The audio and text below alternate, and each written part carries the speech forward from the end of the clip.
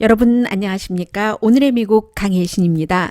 제가 이번 주 한 주일 휴가이기 때문에 오늘의 미국을 쉬고 있는데 갑자기 이런 어느 정도는 조금 궁금하기도 하고 장난기 같은 것도 있고요. 휴가 중이라 하더라도 이제 뉴스를 계속 보고 있지 않겠어요? 방송을 하진 않지만. 그래서 그럴 때에 뉴스를 늘 하는 사람이 바라보는 뉴스는 편안한 마음으로 이게 정규 방송이 아니다. 스튜디오 안에서 모든 것을 다 갖추고 또 그 정규 방송 시작하기 전에는 옷도 좀 편안한 옷에서 정상적인 옷으로 갈아입고 들어가고 하거든요. 그런 것이 아니라 정말로 그 휴가 때에 이런 뉴스를 접할 때 내가 사람들에게 뭐 육하 원칙 다 꼭 들어가야지 되는 것도 아니고 친구들에게 편안하게 말하듯이 전할 때는 어떻게 할까 궁금했습니다, 스스로. 그래서 오늘 몇 가지만을 좀 여러분들과 함께 나누려고 하는데 우선 지금 어제 오늘 계속 중요한 이슈가 되고 있는 뭐 버락 오바마 전 대통령부터 이제 조 바이든 전 부통령까지 일종의 폭발물을 배달받은, 그리고 그것으로 인한 공화당과 민주당의 반응, 그리고 미국에서 굉장히 유명한 뭐 텔레비전에 나오는 사람, 또 러쉬 림보 같은 사람이 어떻게 이 문제에 대해서 얘기를 하는지, 대통령과 세라 허카비 백악관 대변인은 어떤 형태로 또 이 부분을 미디어를 다시 욕하는지, 그런 부분이요. 그리고 또 일주일 전보다도 제가 방송을 정규 방송 때 하던 때보다도 민주당이 하원을 장악할 수 있는 확률이 많이 줄어들었습니다. 많이 줄어들었지만 뭐 불가능한 건 아니고요. 그것을 좀 냉정하게 좀 보겠고, 특히 공화당의 소속으로서 공화당 입장에서 하원도 역시 이번에도 공화당이 차지를 할 거야라는 의견도 전해드리겠고요. 근데 또 가장 중요한 것 가운데 하나는 사우디아라비아 국적, 그렇지만 미국 영주권자입니다. 카쇼기요. 자말 카쇼기 저널리스트, 칼럼니스트에 대해서 또 사우디아라비아가 계획된 범죄였다 하고 오늘 또 발표를 했잖아요. 그리고 미국의 CIA 국장이 터키에 가서 장면, 현장, 자말 카쇼기가 숨질 때의 오디오를 들었다고 하니까 그것이 앞으로 또 어떻게 갈 것인지, 이런 부분들을 육하 원칙 가운데서 뭔가 한두 가지 빠졌을 수도 있습니다. 제가 오늘 좀 전해드리겠습니다. 먼저 버락 오바마 전 대통령의 오피스나 뭐 힐러리 클린턴 전 대통령 후보의 집, 조 바이든 한 10사람 정도 되거든요. 러버트 도니로 최근에 트럼프 대통령을 많이 비난했었고, 캘리포니아가 지역구인 맥신 월터스, 트럼프 대통령이 바보라고 자주 얘기하는 흑인 여성 공화당 연방 하원 의원, 또 트럼프 대통령이 굉장히 욕하는 에릭 홀더 전 국무장관, 그러면서도 또 에릭 홀더는 오바마를 얼마나 충성스럽게 비난을 했느냐 하면서 제프 세션스, 자신이 선택한 자신의 법무장관을 비난할 때도 활용하는 도구로 에릭 홀더 전 법무장관도 이 같은 위협 우편물을 받았고, 존 브레넌 전 CIA 국장, 지난번에 이제 트럼프 대통령과 여러 가지 지적을 하다가 트럼프 대통령이 너무 위험이다, 국가에 뭐 러시아를 대하는 것도 그렇고 미움과 혐오를 너무 국민들 사이에 많이 퍼뜨려서 국가가 위험해지고 있다 하고 얘기한 사람, 또 무엇보다도 민주당에 많은 자금을 대고 있는, 공화당이 끔찍하게 싫어하는 조지 소로스, CNN의 경우는 어제 저는 텔레비전보다 깜짝 놀랐어요. CNN은 띠 하는 이 경고음이 울리는 거예요. 바로 이 내용을 버락 오바마와 힐러리 클린턴이 이 같은 메일을 받았다 하는 뉴스를 보도할 때 찡 하는 경고음이 울리니까 남녀 앵커가 처음에는 가만히 뉴스를 하다가 경고음이 울리는데 하고, 나중에는 그 뉴스까지는 랩업하고 방금 들어오고 하는 뉴스였으니까요. 랩업하고 계속 그 찍찍찍 소리가 울리니까 경고음 나가라는 거거든요. 모두 누구나 다. 그랬더니 그 뉴스룸에 사람들이 많이 있는데 다 나가기 시작하는 거예요. 동료가. 그러니까 두 사람의 남녀 앵커도 잠시 뒤에 돌아오겠다고 커머셜로 돌리는 그런 장면이었는데 제가 그때 이제 팍스하고 돌려가면서 텔레비전을 봤어요. 팍스는 무엇을 방송하고 있었는가 하면은 미치 매코넬 공화당 상원 원내대표가 지난번에도 그 와이프가 대만계잖아요. 그 일레인 차오 지금 역시 장관이고 그래서 이제 그 일레인 차오와 어디 함께 가서 뭔가를 일을 하고 나올 때도 사람들이 막 그 앞에서 시위하는 그런 장면도 있었고 이번에도 역시 식당에서 밥을 먹고 있는데 누군가가 이 미치 베이코넬에게 막 그 시위하는 그런 장면이었습니다. 그 텔레비전의 그 화면을 보여주면서 이게 말이 되느냐. 도대체 미국이 예의도 없고 뭐도 없고 매너도 없지. 이렇게 아니 정치인을 공격을 하더니 막 이런 뉴스를 같은 시간대에 CNN이 오바마와 힐러리 클린턴이 위협을 받았고 우리도 지금 경고음이 울리니까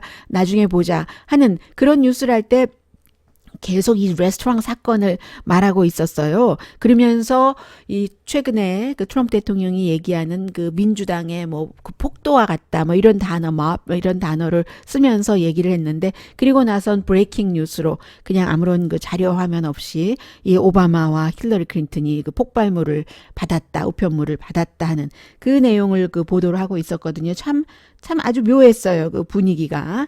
그랬고 어쨌든 이런 일이 있은 뒤에 그 트럼프 대통령은 언론 잘못이다. 언론이 늘 그렇게 처음엔 그렇지 않았습니다. 수요일 밤에 선거 유세를 하는 동안에 미국이 이렇게 분열돼서는 안 된다. 정말 화합해야지 된다. 이렇게 얘기를 하면서 스스로가 스스로에게 내가 오늘 저녁 얼마나 그 나이스한지 여러분이 보고 있다 해서 사람들이 또 뭐 박수를 치고 너무너무 좋아했어요. 그리고 나서 그 다음에 금방 아주 뭐 몇 분 되지도 않아서 바로 그 언론과 민주당을 다시 그 욕하기는 했지만요. 그리고 나서 오늘은 분위기 싹 바뀌어서 다시 언론 탓이다. 뉴트 깅그리치 전 공화당 하원 의장, 지금은 와이프가 바티칸 대사로 가 있죠. 바로 그 와이프가 이 깅그리치의 세 번째 부인이고 두 번째 부인이 그 암 걸려서 아파해 있었을 때나 뭐 새로운 여자 생겼어 이혼해줘 했었던 남자가 뉴트 깅그리치고 그리고 그 남자가 본인도 늘 그 어페어가 여러 차례 드러난 것이 있었음에도 불구하고 빌 클린턴 전 대통령 탄핵 재판 때 앞장섰던 사람입니다.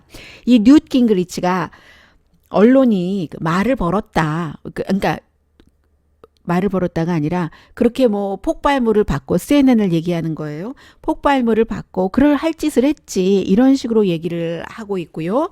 역시 이제 그 오늘도 그 브리핑하는 거 보니까 CNN이나 ABC나 이런 기자들이 이게 너무 직설적으로 얘기를 하진 않았어요. 기자들은 너무 지금 그 정치판에서 말하자면 이렇게 상대를 그 마구 비난하고 혐오하고 누구를 가둬버리라고 하고 막 그런 분위기 자체가 이렇게 언론사에도 전직 뭐 대통령 또 대통령 후보에게도 이런 폭발물 같은 것을 뭐 파이프밤 같은 것을 보내는 분위기를 만드는 것이 아니냐 이렇게 얘기하니까 또 백악관의 세라 허커비 대변인이 뭔 소리냐.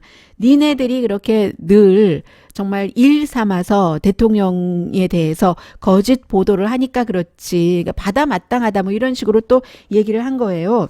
트럼프 대통령도 마찬가지입니다. 언론을 또 욕을 하고 있어요. 이 사회에 가장 큰 분열을 일으키는 게 미디어다. 페이크 뉴스다. 그 페이크 뉴스가 나에 대한 부정확한 그 공정한 보도를 하기 때문에 정말 그 공격을 받을 만하다. 사회에 미움을 심는다. 언론사들이 스스로를 청소를 해라 라고 얘기를 했어요. 그러니까 어제 저녁에 그 캠페인 하면서 잠시 우리 다 그 화합해야지 됩니다. 그 말하는 게 결국은 뭐 하루가 못 갔어요. 하루가 못 갔고 그리고 이제 이러한 것들이 제가 휴가 가기 전에 여러분들께 말씀드렸던 이 부분에 대해서는 참 어디서 방송을 하시는 분들이든지 그런 말씀들을 하시거나 신문 기사에서 그런 것을 쓰시거나 아니면 독자 여러분들 또 방송 들으시는 청취자 여러분들도 접하시면 이 점은 기억해 주시기 바랍니다. 제가 휴가 가기 전에 트럼프 대통령이 영국의 가디언의 저널리스트였죠. 그 사람이 저널리스트의 직업대로 선거 유세하는 현장에서 이 후보에게 정치인에게 질문을 했다고, 그 질문했다고 뭐 마음에 들지 않고 하니까 그랬겠죠. 그냥 내팽개친 거예요. 그래서 나중에 그 사람이 커뮤니티 봉사형도 받고 또 무슨 교육도 받고 벌금도 냈고 잘못했다고 사과도 하고 그랬는데도 불구하고 트럼프 대통령이 몬타나주에서 선거 유세를 할 때 정말 그는 내 가이야, 정말 내 가이야 막 이러고 칭찬하고 있잖아요. 그런 것들을 심지어는 그러니까 저널리스트들 가운데서도 이게 과거에는 늘 대통령이 품위를 지켜야 된다고 하는데 뭐 이렇게 그 일반 사람들과 비슷한 마음을 솔직하게 얘기를 해주기 때문에 트럼프 대통령이 공감대를 얻어가고 있다, 넓혀가고 있다라고 얘기를 하는데 정말 우리가 밥상머리에서 친구와 차를 마시고 수다를 떨 때는 할 수 있는 얘기입니다. 그러나 저널리스트들은 그것이 뭐 인식이 좀 없어서 그렇겠죠. 그런데 그것은 모르면서 저지른 일종의 잘못이라고 할까요? 알면서 저지른 것이 아니라 알면서 그랬다면 나쁜 것이고 모르면서 잘못 전달을 하는 거죠. 그게 왜 안 되냐면은 어떠한 형태로든 누구든지 다른 사람을 바디로 신체적인 공격을 한다는 것 자체가 나쁘고 그것을 세운다는 것이 있을 수 없는 일이라고 저널리스트들은 얘기를 해야지 됩니다. 그리고 더 중요한 것은 그 표현의 자유잖아요. 그리고 모든 사람들의 표현의 자유를 미국에서는 세계 민주국가에서는 저널리스트들이 대변을 해주는 거죠. 정치인들한테. 그 표현의 자유라는 것을 레슬링 할 때 그냥 상대방을 냅다 바닥에 꼽듯이 그렇게 꼽았는데 야 그거 잘했어. 그래서 오히려 선거에 도움이 될 뻔 했는데 정말로 유권자들이 그 아이 하면서 이렇게 뽑아줬잖아? 하면서 박수치게 하고. 이것은요, 트럼프 대통령이 아니라 누가 이런 얘기를 해도 잘못됐다고 저널리스트들은 얘기를 해야지 됩니다. 그런데 뭐 저도 방송에서 제가 앞서 말씀드린 것 같은 그런 부분의 표현들을 하는 것을 들었기 때문에 지금 말씀드리는 것이고요. 그리고 그분들께 어떤 나쁜 감정이 있어서가 아니라 그게 아주 중요한 인식을 제가 지금 말씀드린 것과 같은 그 두 가지 그걸 못하고 있어서 그러는 게 아닌가. 그래서 그런 때는 그 청취자나 신문을 읽는 독자께서 저희 이 방송하는 사람이나 신문 기자들을 뛰어넘으셔야죠. 그 위에 올라서셔야죠. 그래서 그런 얘기를 어떤 기자가 글로 쓸 때 어떤 방송하는 사람들이 방송으로 말할 때, 저 사람들이 이 인식이 부족하구나 하고 생각을 하셔야지. 그래, 맞아. 그렇지. 뭐 다 사람은 그 사람인데 우아하게 위선을 떨면서 그거보단 차라리 탁 터놓는 트럼프 대통령의 저런 행위가 맞는 거야. 이렇게 생각하시면 그거는 아닌 것 같아요. 그건 멋진 웨이가 아니라고 말씀을 드리고 싶고요. 자, 그래서 또 하나가 이런 거죠. 플로리다주에서 이제 이 폭발물이 분명히 많은 사람들에게 그리고 이제 민주당의 전국위원회 의장에게도 이제 전달이 되고 했는데 그런 것을 보고 팍스 뉴스에 또 다른 루답스라는 굉장히 이민자를 너무너무 싫어하는 사람이에요. 지긋지긋하게 싫어하는 앵커입니다. 그래서 CNN에서 그 이민자들에게 막 험한 소리하고 해서 보이콧해서 팍스로 갔는데 이 사람 뭐 트럼프 대통령 너무너무 지지하고요. 팍스 비즈니스에서 일하고 있는데 루답스가 그거 페이크 밤이다. 페이크 뉴스, 페이크 밤. 이렇게 말하는 것은 일종의 음모론인데 이걸 민주당에서 했다는 얘기입니다. 누구도 그랬죠. 예. 그 인기 있는 러쉬 림보도 자신의 쇼에서 민주당이 꾸민 일이다. 그러니까 예를 들어 트럼프 대통령이 그렇게 거친 말들을 하니까 트럼프 대통령이 뭐 락커업이라던가 이렇게 비난하는 그런 사람들, 민주당 사람들만 골라서 그 폭발물을 보냄으로 인해서 트럼프 대통령이 비난을 받도록 한 민주당이 꾸민 일이다. 이게 러쉬 림버가 그렇게 방송을 했습니다. 본인의 그 방송에서요. 공화당은 이런 일을 안 한다. 루답스는 페이크 밤이다. 가짜 밤이다. 이렇게 얘기를 하니까 사람들이 막 그 항의도 좀 했어요. 그런데 팍스뉴스를 보는 사람들은 제가 말씀드리지만 팍스뉴스를 보는 사람들은 정말 팍스뉴스만 봅니다. 그리고 팍스뉴스가 많이 들어가는 그런 그 미국의 지역의 채널 어디 시골 어디 그런 채널의 사람들은 나이가 많고 또 정말 흉보는 거 아닙니다. 이거 교육도 많이 못 받으시고 그리고 아주 구시대의 일 같은 것을 하시다가 신시대가 오면서 이제는 전부 뭐 레스토랑도 그 셰프도 다 그 로봇으로 바뀌는 이 시대인데요.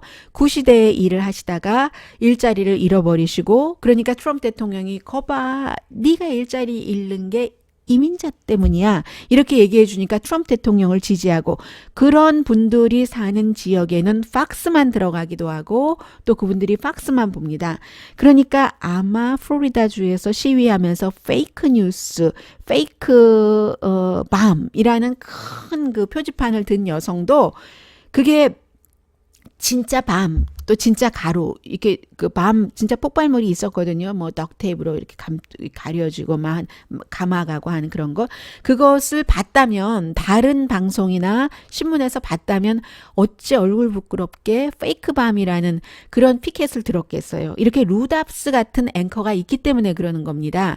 그래서 이 사람도 트윗에다 페이크 밤이다라고 써놓고는 사람들이 항의하니까 일단 그 트윗을 내렸어요. 그리고 이제 오늘 아직 시간이 있는데요, 조금 그 본인의 쇼에서 내가 왜 페이크 밤이라고 했는지 그 말하자면 그 증거를 밝히겠다 하는 식으로 예고편을 보내놨는데 지금 이 문제가 이 정도로 돼 있고 역시 그 폭발물 우편물이 배달된 조지 소로스의 경우는 지금 미움이라는 게 우리 미국을 먹어치우고 있다. 이렇게 표현을 했습니다. 그래서 굉장히 아주 중요한 이슈예요.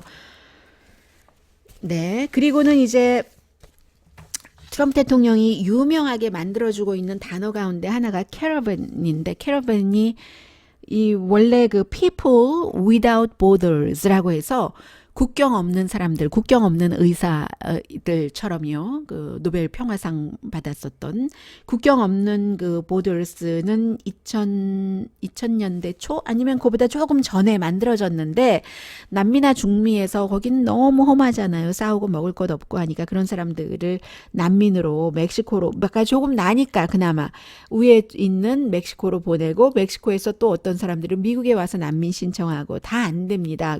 또 트럼프 대통령 행정부 시절에는 너무 까다로워져서 난민 신청받는 사람 신청해서 되는 사람이 없고 아예 신청 자체를 못하도록 오지 말아라 하는 것이고요. 그런데 이제 이 People Without Borders 그들의 말로 하자면 Pueblo Sin Frontieras라고 하는데 그 오래전부터 말하자면 비영리 단체가 이렇게 해서 사람들을 조직하고 중간중간 물도 주고 트럭도 이렇게 해서 그 트럭에 사람들이 가득 타고 있어요. 어린아이들도 있고 많지는 않지만 이제 젊은 사람들, 나이 든 사람들은 별로 없어요. 포기하고 그곳에서 그냥 사시겠죠. 그런데 갱단이 지켜줄게 돈 내나 하고 소녀들을 정말 인생을 바꿔놓고 또 소년들에게 갱단이 되라고 하고 마약 중독을 시키려고 하고 그러니까 이제 이쪽으로 오고 있는 거예요. 미국에서 잘 받아주지 않지만 트럼프 대통령 군인 보낸다고 하더니 정말 800명 파견한다고 하더군요. 멕시코와의 국경 사이에서 물론 그 군인들이 뭐 이 사람들을 뭐 마구 막는다던가 밀쳐낸다던가 그런 일을 하지는 않겠지만 어쨌든 이 캐러밴 이 사람들을 이것도 대상으로 해서 트럼프 대통령의 그 지지 기반을 확고하게 하는 겁니다. 이런 모든 것들이 따지고 보면 백인들에게 좋은 거예요. 이런 캐러번을 반대하고 이민들을 반대하고 그때마다 불법 이민을 반대하는 거지 합법 이민자를 반대하는 것 아니다라고 얘기하지만 합법 이민자에게도 영향을 미칩니다. 결국은요. 이민자는 다 나쁜 사람들이야. 이런 얘기 하게 되는 거거든요. 그래서 이제 어쨌든 트럼프 대통령 때문에 이 캐러번이 존재를 더 알게 됐는데 사람들이 이 캐러번으로 이렇게 오는 이 사람들은요. 조국을 떠나고 싶어서 떠난 사람이 아니라 말을 들어보면 한결같습니다. 그런저런 이유로 못 살겠기 때문에 할 수 없이 떠나오는 사람들인데 이 사람들을 트럼프 대통령이 지금 이렇게 캠페인하고 다니면서 거의 호도할 때도 많아요. 거기 갱이 많아. 그 사람들 속에 갱이 많고 뭐 어쩌고 저쩌고 하는데 그 사람들 속에 갱이 많은 게 아니라 MS-13 갱 얘기를 많이 하죠. 트럼프 대통령 지지자들께서 MS-13 갱을 피하려고 미국으로 오는 사람들입니다. 미국에도 물론 MS-13 갱이 있어요. 이민사회에서 로스앤젤레스하고 저쪽 버지니아하고 몇몇 군데 있는데 숫자도 10,000명 이하고 굉장히 작잖아요. 3억 2천 명 가운데서. 그런데 이 MS-13 갱이 잔혹한 거죠.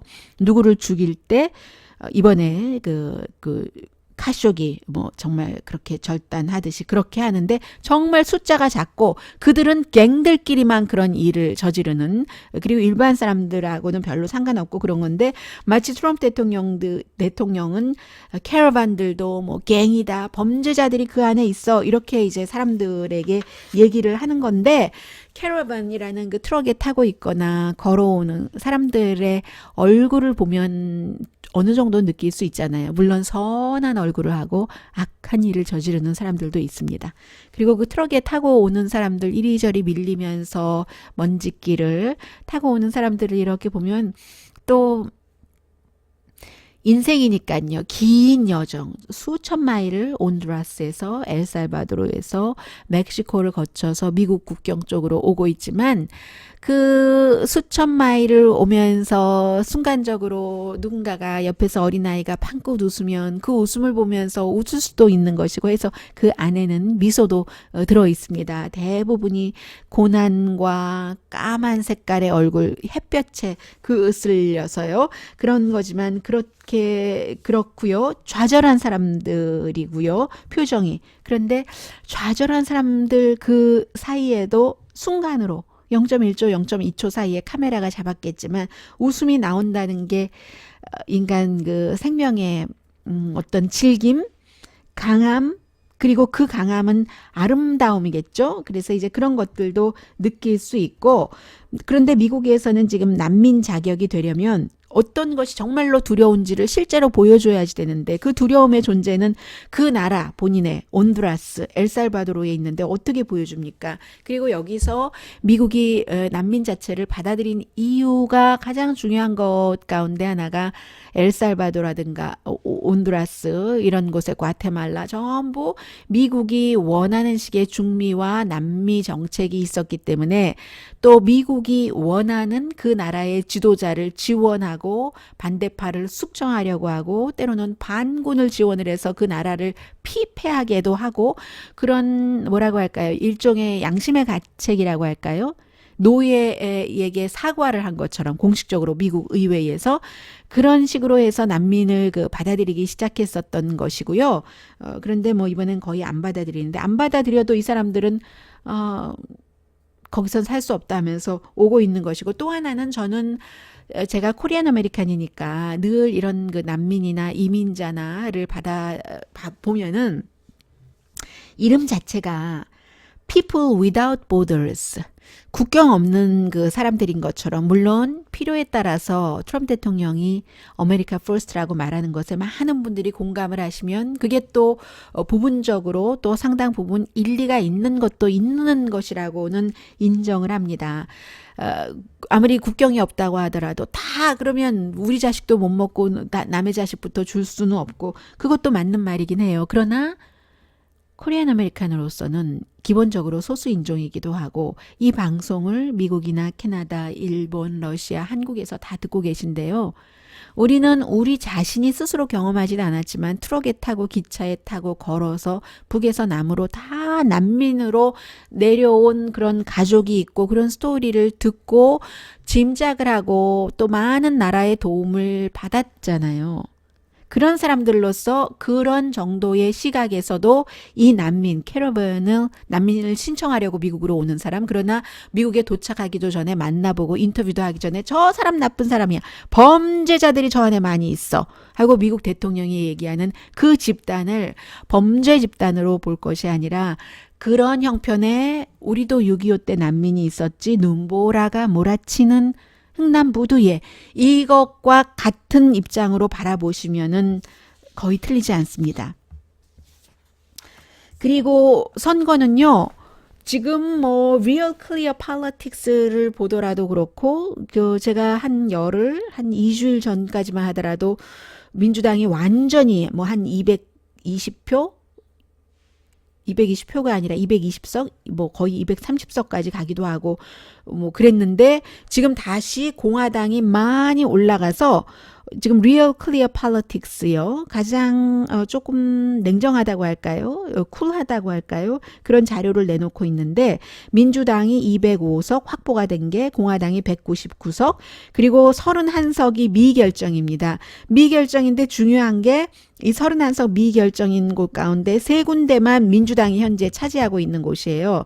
그러면 29군데는 다 공화당이 차지한 곳이고 이렇게 저렇게 계산을 해보면 지금 205표를 확보를 하고 있고 그 23표만 더 되면 됐었어야지 됐는데요. 435명 가운데 과반수가 몇 명이에요? 그러면 이제 지금의 수치로 보더라도 민주당이 다수당이 될 확률이 높은 것은 사실입니다. 그런데 아직 열흘 정도 기간이 남아있고 트럼프 대통령이 10월 31일부터 12월 그 선거 치러지는 그 전날까지 쉬지 않고 캠페인을 하겠다고 하니까 그 사이에 바람의 방향이 어떻게 될지도 잘 모르겠어요. 지금 31군데가 어디로 될지 모른다.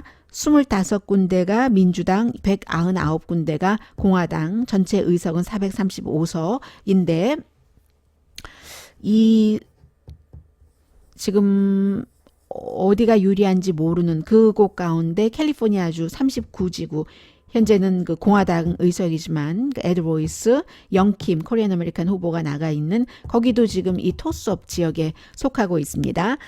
아직까지는 그 네이 실버 그 4038 아니죠 538 그 여론조사하는 그리고 그 쿡 폴리티컬 리포트 같은 경우는 제가 앞서 말씀드린 그런 수치로 볼 때 뭐 85%에서 많게 적게는 70% 하원은 오늘 현재로서는 민주당이다라고 얘기를 하고 있는데 공화당에서는 그렇게 말하지 않는 사람들도 많이 있습니다.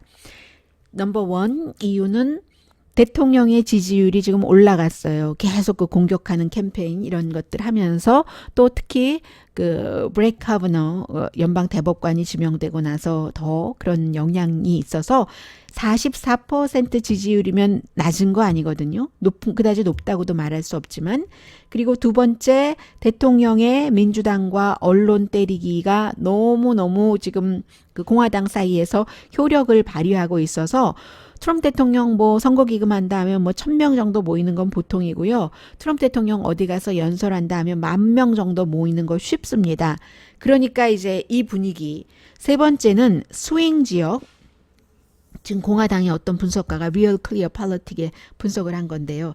2016년도에 그 스윙 스테이트에서 46%대 42%로 트럼프 대통령이 무당파에게 이겼습니다. 힐러리 클린턴이 지고요. 힐러리 클린턴이 얼마나 인기가 없는 후보라는 것을 여기에서도 또 보여주고 있는데 힐러리 클린턴이었기 때문에 진 그 이유도 굉장히 많습니다. 민주당은 힐러리 클린턴을 후보로 세운 게 아주 그냥 절대절명의 실수였어요. 그래서 그 당시에 심지어 무소속조차도 얼마나 힐러리 클린턴을 싫어했으면 그 무당파요. 무소속이 아니라 무당파 유권자들 사이에서도 스윙 스테이트 뭐 미시건, 위스콘신, 펜실베니아, 노스캐롤라이나에서 다 트럼프 대통령이 이겨버렸거든요. 그리고 넘버 4는 내일이네요. 상무부가 3, 4분기 경제를 발표를 할 텐데 수치 당연히 좋게 나오겠죠. 다섯 번째는 중간 선거는 투표율이 낮습니다. 그럴 때는 민주당보다 공화당이 유리합니다. 미국의 전반적인 그 선거구, 지역구 그 구도가 굉장히 공화당에 유리하게 만들어져 있고요. 그리고 이제 공화당이 소수인종 이민자들보다는 돈도 많고 하는 그런 그 사람들이 많기 때문에 돈 많고 안정된 사람들 투표 잘하거든요. 또 노인들도 투표 잘하거든요. 젊은 사람들보다. 근데 기본적으로 어느 나라나 젊은 사람들이 진보적이잖아요. 뭐 가지고 있는 것 좀 나눠 먹어야지 뭐 이런 것이요. 그런 생각을 포함해서 미국은 그게 조금 더하죠.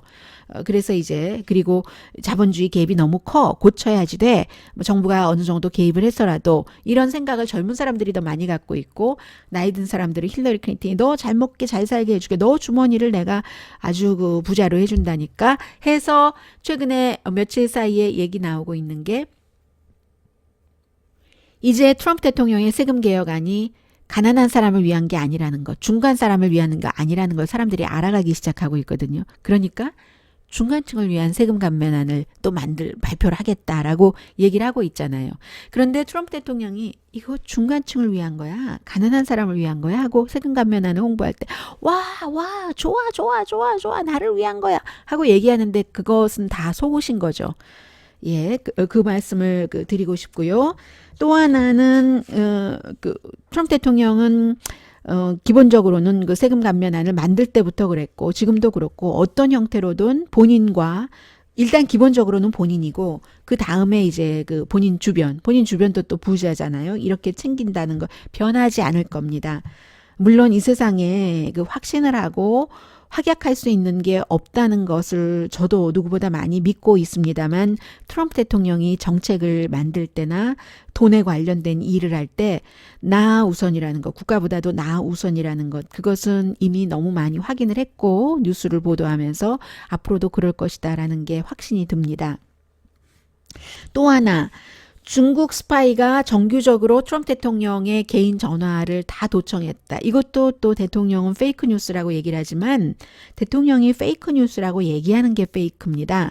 그동안 얼마나 많이 백악관에서 나간 사람들도 그렇고 지금도 그 주변 사람들이 얘기하기를 트럼프 대통령이 그 개인 전화를 정부 전화가 아니라 아이폰을 여러 개를 갖고 또 이제 요즘은 뭐 존 켈리 비서실장의 어떤 그 권한 같은 것도 거의 없어 보이니까요. 처음에만 트럼프 대통령이 그를 조금 의식하는 듯 했지만 그러니까 아무에게나 막 전화를 마음대로 막 하는 겁니다.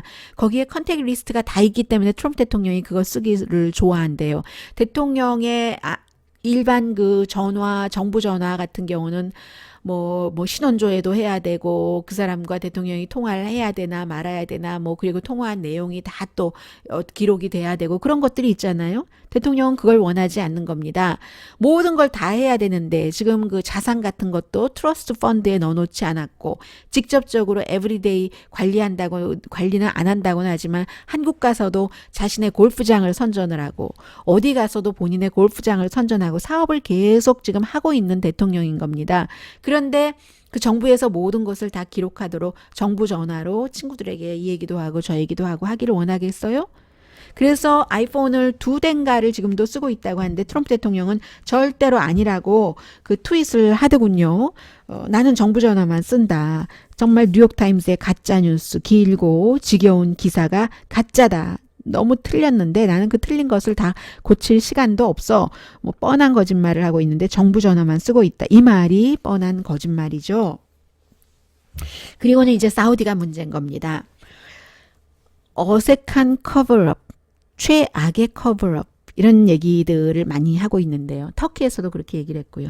사우디아라비아의 그 정부가 또 왕세자 그쪽에서 미국의 영주권자면서 워싱턴 포스트의 칼럼니스트로 왕가의 어떤 그 새로운 정책 같은 것에 대해서 비판적인 칼럼을 많이 써왔던 그 자멜 그 카쇼기가 살해됐을 때 지금은 이제 살해됐다고 다 얘기하니까요.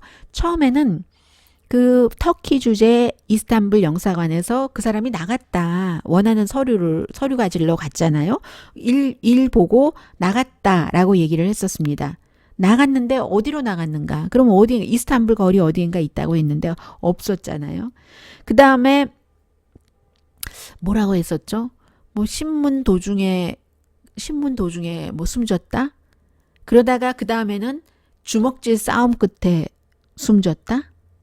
그러다가 오늘은 원래 그 죽음이 계획됐었다. 이런 거잖아요. 그런데 그동안 쭉 그 터키가 현지에서 일어난 일이기 때문에 터키 그 에르도안 대통령의 신문이라고도 할 수 있죠. 방송이라고도 할 수 있는 터키도 뭐 독재자의 권한 안에 미디어가 다 들어가 있으니까 그런 매체에서 실제적으로 일부 조금씩 사진도 보여주고 뭐 이렇게 증거를 제시를 하면서 하는 것에 따르면 결국은 그 몇 분 동안에 다 이렇게 손가락 잘리고 목도 참수하고 뭐 등등 하라고 했다는 건데 이게 이제 그 여기까지 나왔잖아요. 지금 왕세자의 최측근 어드바이저가 그렇게 하라고 했다고 전화로 스카이프 통화를 통해서 그렇게 했다 뭐 이런 얘기인데 일단 기본적으로는 지금 계획됐다 했는데 누가 계획을 했느냐가 중요한 것이고요. 그 왕세자 아니라고 당연히 하겠죠.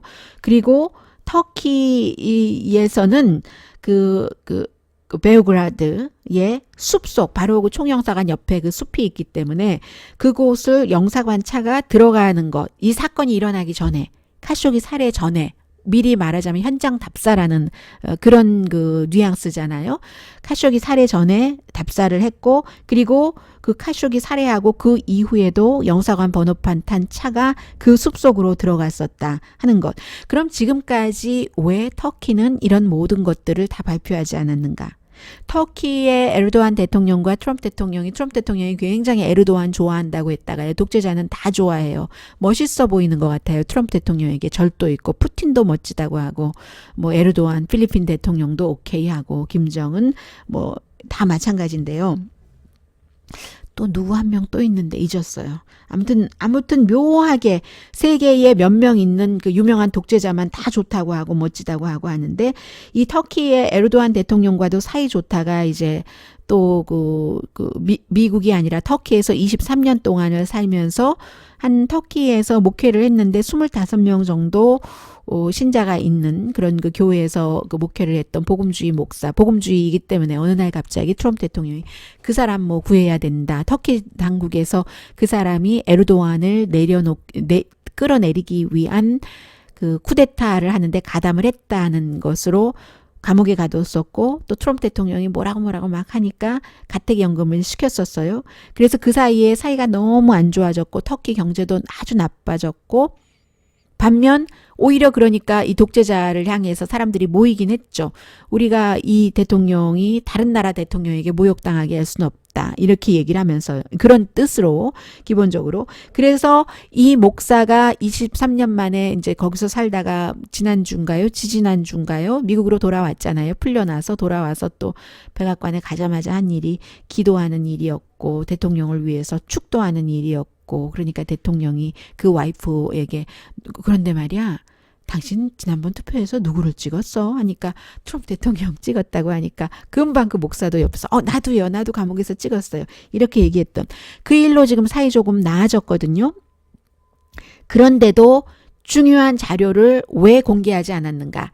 이참에 제가 지난번에 방송한 것 가운데 하나를 정정하겠습니다. 제가 지난번에 마이크 폼페이오 국무장관이 사우디아라비아 터키에 갔는데 이 사건에 관한 녹음 테이프와 오디오 테이프가 있는데 전혀 듣지 않았다고 한 것에 대해서 의구심을 제가 방송하면서 표현을 했습니다. 그때 제가 생각이 짧았어요. 그 다음에 바로 인식을 했는데 어떠한 이유로 정정을 못 해드렸어요. 그 테이프를 그 당시에 그 마이크 폼페이오 국무장관이 안 들었을 수도 있을 것 같아요. 왜냐하면 만약에 트럼프 대통령이 사위가 얘기하는 것처럼 사위는 지금도 이 사우디아라비아 왕세자 편에 서라 하고 충고를 하고 있는데 그렇게 하려면 그래 왕과와 아무 관련 없이 한 거야. 이렇게 하려면 안 듣는 게 낫죠. 그 테이프를. 그런데 터키에서 그 이후에도 뭐 미국과 공유를 했다는 얘기는 있는데 그러니까 트럼프 행정부와 공유를 안 했다는 얘기였던 것으로 해석이 됩니다. 제가 지금 해석하기는. 왜냐하면 터키는 그때부터 어떤 사람은 미국, 영국 정부와 공유를 했다고 하고 어떤 사람은 안 했다고 했는데 미국에서 정부와 CIA, FBI와는 같으면서도 다르다고 볼 수가 있습니다. FBI, CIA, 연방준비제도 이사는 정부 기구이긴 하지만 또 대통령이 다 그 헤드를 임명을 하긴 하지만 independent, 독립적인 그런 그 기구의 성격이 그 강하기 때문에 국가와 국가 사이에서 정보를 공유를 할 때도 물론 이제 그 어느 정도 대통령의 눈치를 보는 것은 있지만 그러나 정보 공유를 할 때 이 CIA, 국가와 국가와의 정보 공유는 CIA잖아요. 물론 FBI도 있어요.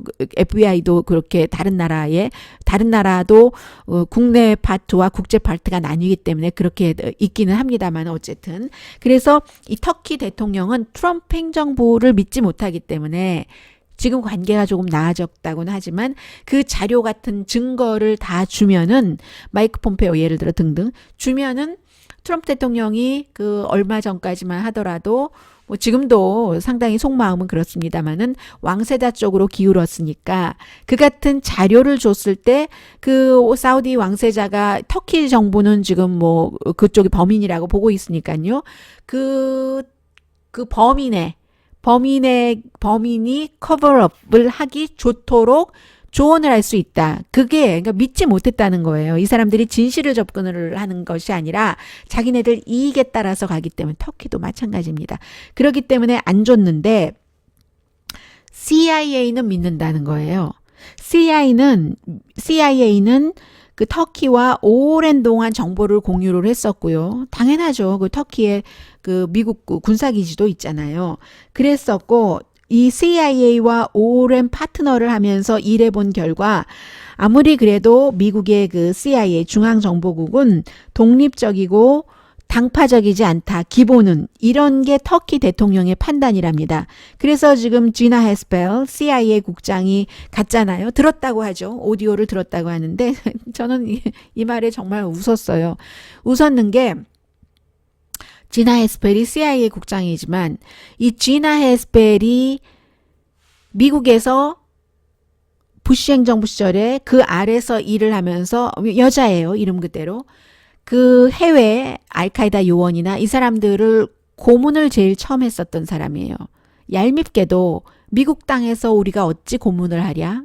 아들 부시 시절이에요. 하니까 다른 나라에 안가를 만들어 놓고 거기서 고문을 지휘한 게 제일 처음 지휘한 게 지나 헤스펠입니다. 그리고는 그 고문의 흔적을 없애라고 비디오 테이프를 다 파괴시키라고 지시한 사람이 지나 헤스펠이거든요. 그래서 그 지나 헤스펠이 글쎄요, 완전히 이 공정한 마음으로 이 일을 할 수 있을까? 그렇기 때문에 어떻게 이런 사람을 CIA 국장으로 하느냐? 반대가 많았을 때 미국 얼굴에 먹칠한다 했었을 때 트럼프 대통령이 지나 헤스펠이야 이렇게 했기 때문에 그런 말하자면 트럼프 대통령에게 지나 헤스펠은 은혜를 받은 것이기도 하고 또 지금의 트럼프 대통령은 그 당시에 FBI 국장을 해고하고 FBI 부국장도 쫓아내고 이런 그 상황에서 트럼프 대통령의 아주 강한 마음은 누가 나를 위해서 충성을 할 것인가에 많이 가 있었기 때문에 지나 헤스펠이 그런 상황에서 CIA 국장이 됐기 때문에 과연 터키가 믿고 있는 만큼 그렇게 독립적으로 할 수 있을까 하는 것. 그리고 어쩌면 터키도 미국과 거래를 하는 건지도 모르고요. 어제 에르도안 대통령이 터키의 그 왕자와 MBS와 통화를 했다고 하니까 터키 지금 돈이 필요하니까 사우디아라비아에 돈도 필요하고 그러니까 돈도 챙기고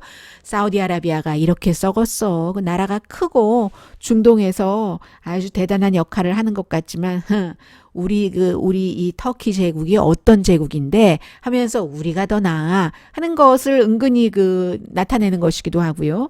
마찬가지예요. 이란도 마찬가지죠. 그 점에 있어서는. 이란도 이제 말하기 시작하던데 이란도 사우디아라비아 니네가 별게 아니지. 그렇지. 우리가 이란이 얼마나 대단한 왕국이었어. 페르시아 왕국. 이러면서 이제 그런 그 사이에 아무튼 지나 헤스펠이 과연 그 대통령이 원하는 것을 트럼프 대통령이 원하는 것을 전혀 반영하지 않을까? 거기에 대해서는 퀘스천 마크고요.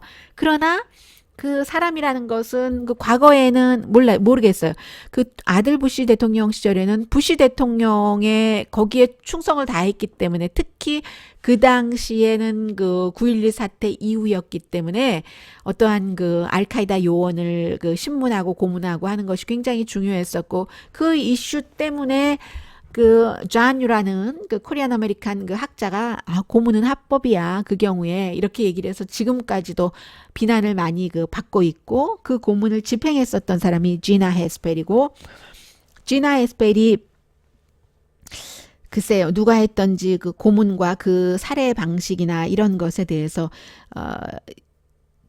그런 것이 너무 나쁘고 해서는 안 된다라고 기본적으로 생각하는 사람과 본인이 그 고문을 주도하고 고문의 증거를 파기하라고 지시했었던 사람이 보는 그 현장의 느낌이나 이런 판단은 무엇이 다를지도 저는 좀 궁금하고요. 그리고는 뭐 트럼프 대통령도 뭐 좀 왕세자에게서 떨어지는 것 같기도 하고 뭐 이렇게 저렇게도 하지만 결국은 미국의 그 재무장관이 그 사우디의 다보스 포럼이라는 그 투자 포럼에서 뭐 연설하고 이런 건 안 했지만 다른 곳에서는 또 왕세자를 만났고요. 뭐 테러리즘과의 뭐 전쟁 뭐 이런 것을 한다고 하는 그런 미팅에서는 만났고 손정희 씨 말씀드려야 되겠네요. 그 소프트뱅크도 사우디아라비아가 돈을 너무너무 아주 새로운 프로젝트의 반 정도는 지원을 하는 거예요. 아니, 투자를 하는 거예요. 그래서 이거 어떡하나 했더니 결국은 가기는 가는데 연설은 안 한다. 이렇게 마무리 지어진 것 같고요. 또 하나는 지금 트럼프 대통령에게 사위뿐만이 아니라 이스라엘이나 아랍에미레이트가 계속 사우디아라비아 왕세자 편에 서라. 그 사람 편에 서라. 다 자기네들 이득에 따라서 그렇게 얘기를 하고 있고요. 그런데 저는 또 하나 궁금한 것은 이것을 알 수가 없어요. 제가 이 숨진 그 자말 카쇼기 씨의 가족 관계를 다 알 수는 없었거든요. 이 4명 자녀 가운데서 3명 자녀는 지금 미국에 살고 있고요.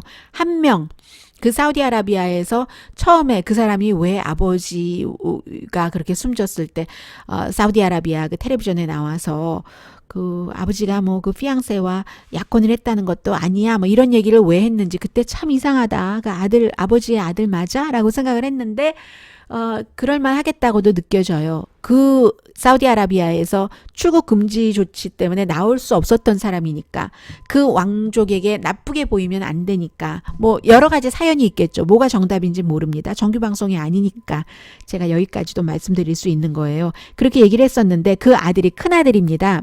이제 다른 자녀들 그 3명은 다 미국에 살고 있고요. 사우디아라비아에서 이 사람을 풀어줬어요. 얼마 전에 워싱턴 포스트가 이 자말 카쇼기가 그 행방불명되고 그 다음날 카쇼기 어시스턴트를 통해서 워싱턴 포스트에 배달된 카쇼기의 마지막 칼럼을 소개를 해드렸잖아요. 그 칼럼 말씀드리면서 워싱턴 포스트의 그 편집인 그 여성 그 편집인이 카쇼기가 그 아들 걱정을 많이 했다. 아들이 아버지를 만나기 위해서 미국에도 못 오고. 그리고 이 사람은 미국 시민권자이기도 해요. 이중 국적자인 거예요. 사우디와 이 아들은 사우디와 미국 이중 국적자인 거예요. 이 카쇼기 자신은 미국 영주권자고요. 그랬는데 아무튼 이 그 아들이 아버지를 만나러 미국에도 못 오게 출국 금지하고 이런 것에 대해서 굉장히 그 마음의 부담을 느끼고 있었다. 당연하겠죠, 아버지로서. 아들을 못 만난다는 것 뿐만이 아니라 아들이 그 안에 갇혀서 나오지 못한다는. 그래서 제가 이 저널리스트가 개인적인 그 사생활을 희생을 했다고 말씀을 드렸던 겁니다. 그 아들이 거기 있는데도 불구하고 왕가가 이거 이런 것을 잘못하고 있다고 칼럼을 계속 써왔으니까요. 그런데 그랬던 사우디가 왜 이 아들을 풀어주죠? 아마 지금쯤이면 미국에 도착했을지도 모르겠는데 미국에 가라고. 그리고 그 전에 사우디아라비아의 왕과 아버지요. 지금 그 MBS의 그 무하메드 빈 살만의 아버지 왕과 82살의 왕과 악수를 하고요. 그런 장면이 또 소셜 미디어에 나오고 그리고 나서 지금 미국으로 왔으니까 이 사람이 미국으로 와서 어떤 말을 할 것인가. 사우디아라비아의 이 카쇼기의 또 다른 그 인척 가족은 얼마나 또 살고 있는지 그것도 저는 좀 궁금하고요. 첫 번째 부인은 사우디아라비아에 살고 있지 않을까 생각이 되고요. 그래서 이런 그 이슈들 또 하나 제가 궁금한 것은 굉장히 중요한 이슈이기도 하고 처음에는 사실은 오늘의 미국에서는 처음부터 자세히 말씀드렸지만 많이 주목받지 못했던 이슈인데 이 이슈를 민주당이 왜 더 많이 부각시키지 않을까 그것이 저는 또 좀 하나 궁금한 점이거든요. 아무튼 그렇습니다. 그래서 지금 이런 이슈들이 있었고요. 제가 휴가 기간 중이기 때문에 조금 더 편안하게 여러분들께 말씀을 드렸습니다. 네, 오늘의 미국 강혜신이었고요. 또 뵙겠습니다.